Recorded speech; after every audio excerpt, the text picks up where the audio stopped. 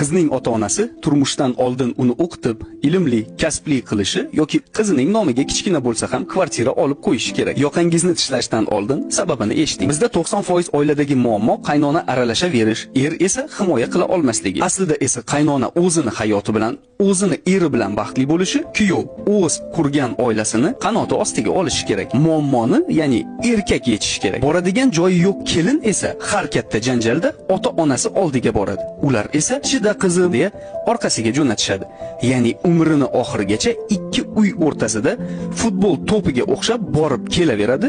Muammo bo'lsa yechilmaydi. Ayolining borishiga joyi, qo'lida esa na puli, na kasbi borligini va baribir aylanib majbur bo'lib kelishini bilgan er muammoni yechishga harakat ham qilmaydi. Chunki erkak ayolini yo'qotishdan qo'rqsagina u uchun kurashadi. Buning uchun esa ayol ilmli, kuchli, kasbli yoki kamida o'z shaxsiy uyiga ega bo'lishi lozim.